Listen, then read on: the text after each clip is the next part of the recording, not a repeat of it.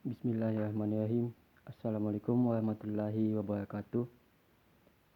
Nama saya Andi Muhammad Bilkisti Halilullah, NIM 193 104 1092, kelas PJKIAC Angkatan 2019.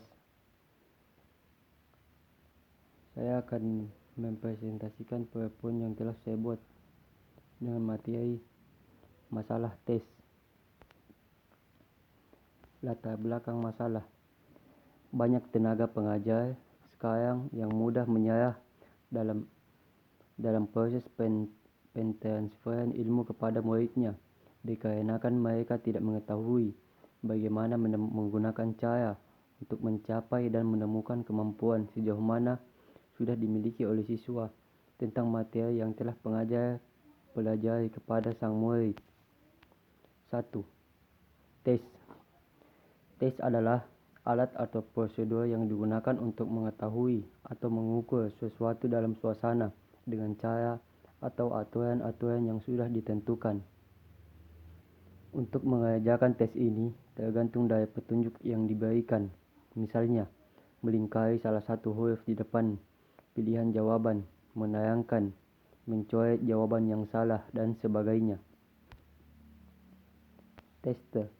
Dalam istilah bahasa Indonesia tercoba adalah responden yang sedang mengerjakan tes. Orang inilah yang dinilai dan diukur, baik mengenai kemampuan, minat, bakat, pencapaian, dan sebagainya. 3. Tester. Dalam istilah bahasa Indonesia, pencoba adalah orang yang diserahi untuk melaksanakan pengambilan tes terhadap para responden. A. Mempersiapkan ruangan dan perlengkapan yang diperlukan, membagikan lembaran tes dan alat-alat lain untuk mengerjakan. C. Menerangkan cara mengerjakan tes, mengawasi responden mengerjakan tes. E. Memberikan tanda-tanda waktu.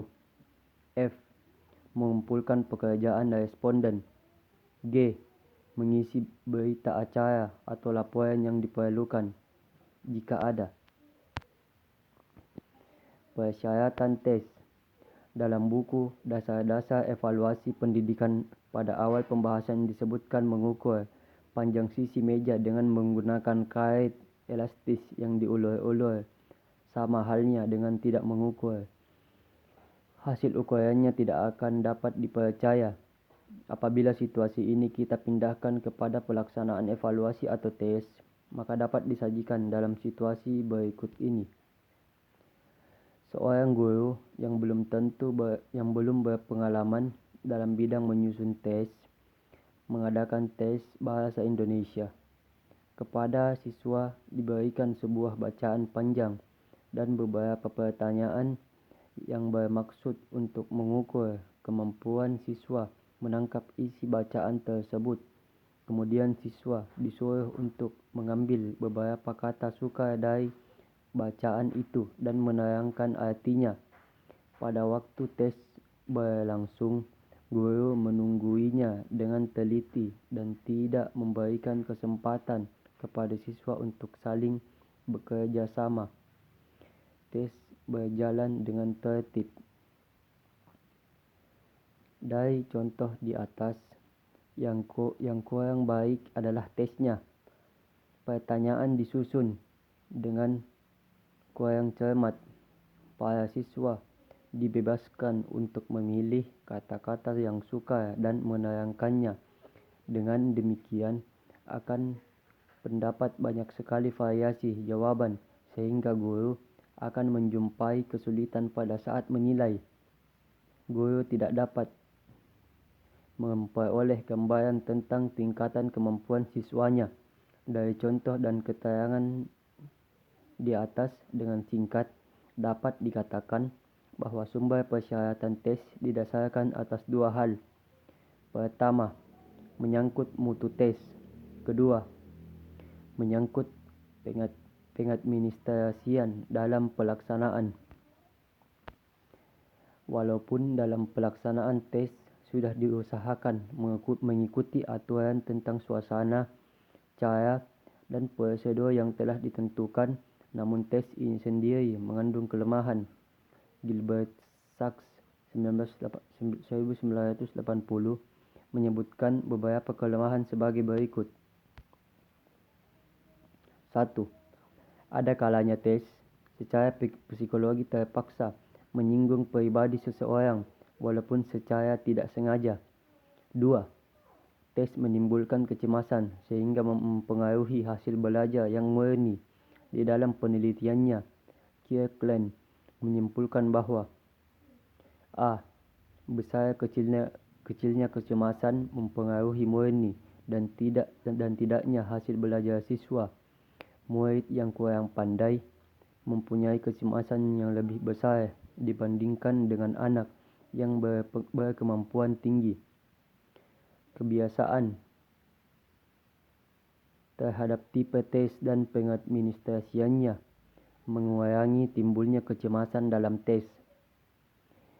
Bila soal bersifat ingatan, maka si murid akan mendapat hasil yang baik. Akan tetapi, hasilnya tidak baik bila soalnya bersifat pikiran. Anak perempuan mempunyai kecemasan yang tinggi dibandingkan dengan anak laki-laki. 3. Tes mengkategorikan siswa secara tetap.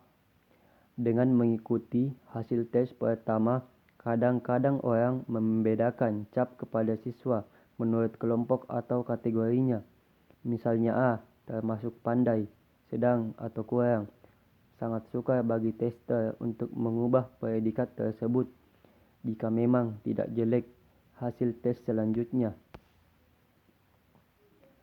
4. Tes tidak mendukung kecemerlangan dan daya kreasi siswa. Dengan rumusan soal tes yang kompleks, kadang-kadang siswa yang kurang pandai hanya melihat pada kalimat secara sepintas. Cara seperti ini boleh jadi menguntungkannya karena bisa mengefektifkan waktu. Siswa yang pandai karena terlalu hati-hati mempertimbangkan susunan kalimat dapat terjebak pada suatu butir tes dan mereka pun bisa kehilangan banyak waktu. 5. Tes hanya mengukur aspek tingkah laku yang sangat terbatas. Manusia mempunyai seperangkat sifat yang tidak semuanya tepat diukur melalui tes. Tingkah laku sebagai cermin dari sifat-sifat manusia. Ada kalanya lebih cocok diketahui untuk pengalaman secara cermat. Beberapa sifat lain mungkin perlu diukur dengan berbagai instrumen yang bukan tes. Ya, itulah presentasi PowerPoint yang telah saya buat dengan materi masalah tes. Semoga bermanfaat untuk saya sendiri dan untuk orang lain. Kurang lebihnya mohon dimaafkan. Wassalamualaikum warahmatullahi wabarakatuh.